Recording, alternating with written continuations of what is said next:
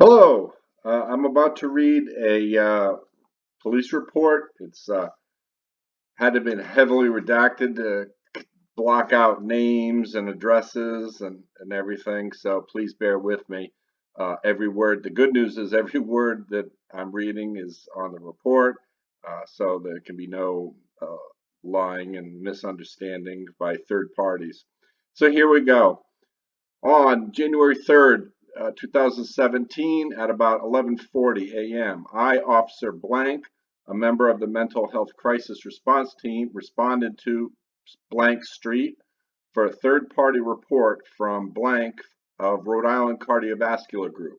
That was my doctor, heart doctor, where they received a call from a female identified as Blank regarding her husband and Rhode Island group client showing signs of quote erratic behavior where he was walking around with a bat while videotaping his wife.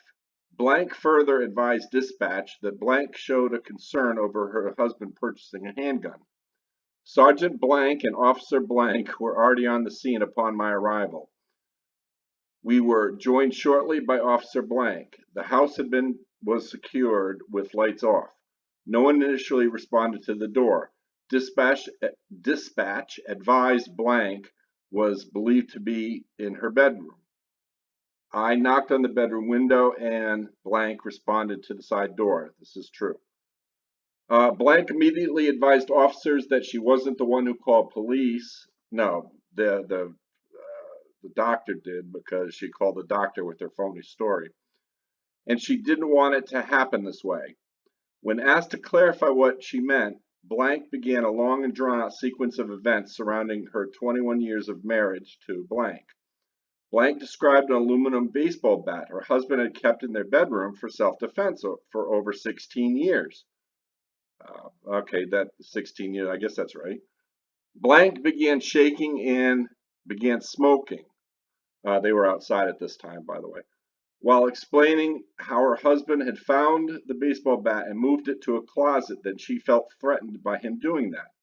Blank attempted to change the subject several times when asked if her husband had ever threatened her or brandished the bat while in her presence.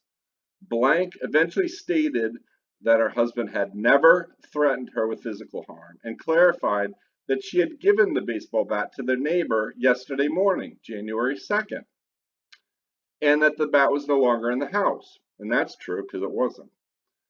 Blank did tell Blank, the original RP, that her husband had been walking around with a bat this morning while videotaping this, but was found to be untrue by Blank's own admission and describing how her husband had been sleeping in the living room all morning and hasn't gotten up to do anything. Well, that was her complaint because I was in not good shape.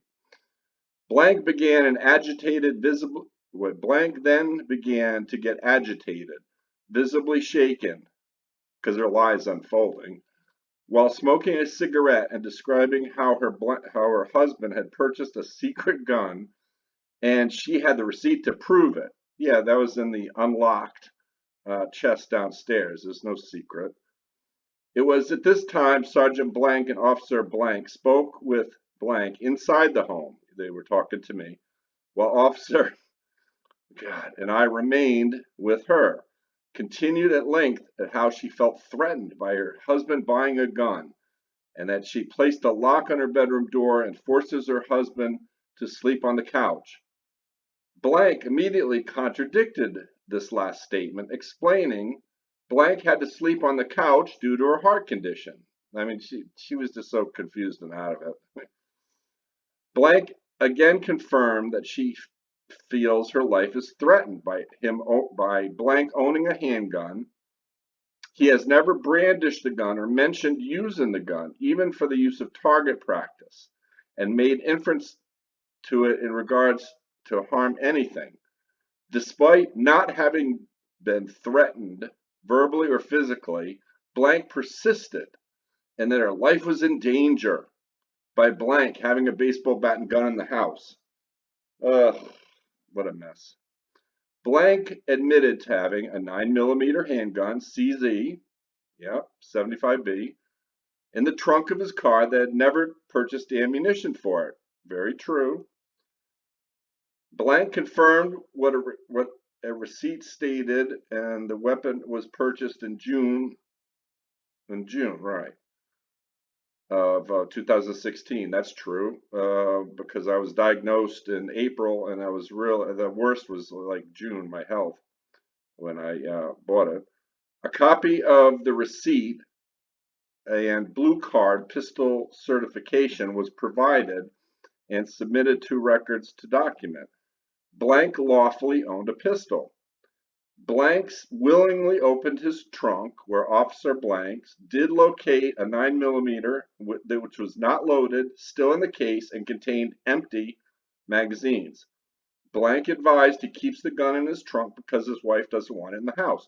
That's true. That part's true. Well, that's true because it's.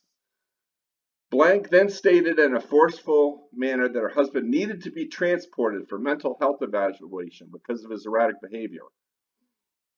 Officers made a contact with Blank of the Rhode Island Cardiovascular a second time to ensure no additional information had been overlooked regarding Blank's mental or physical condition. Blank advised they could not certify or force Blank to have psychological evaluation based on what they've been told by her. Officers confirmed by Blank's own admission that her husband has never made direct verbal threats against her, has not made any attempt at physical violence, and was classified as erratic behavior was inconsistent and unsubstantiated at the time based on her stating he had been sleeping all day. There is nothing to substantiate a crime of any nature at this time, and no justification existed in him, Blank's, actions that would require transporting him for mental evaluation. Blank declined officers' aid in assisting her exit the house, stating she would gather her things herself and contact her lawyer, whose name she could not recall. Blank did say her father and two siblings live in Rhode Island within 20 minutes drive, but refused to disclose their contact information or location. Case forwarded to clinician as a heads up. Okay, so anyway, this is long and boring and sad. Okay, but that's it, and it can't be denied. It's speechless. I don't know what you've heard. Anyway, after this was January 3rd, of course. I was scared to death after this, even though they found nothing, that I obviously had done nothing wrong. I'd been sleeping. She had it pre-planned to pick my child up. It was a planned, I don't know if it was sister, father, or whoever. And it's very sad because then after this, she went directly to the courthouse, got a restraining order, no contact, changed the locks, and probably told everyone that I abandoned them. I don't know. Anyway, this is not to be discussed with anyone, okay? But it's out there and it's to help clear my name. Thank you all. Please comment what you think about this and ask any questions, and that's fine. But again, it cannot be discussed at this time with anyone and should not be discussed because there's no benefit to it. There's no benefit to any of this. We have to move forward and put the past behind us, but I guess we can't do that easily, so it has to be the hard way. Okay, later.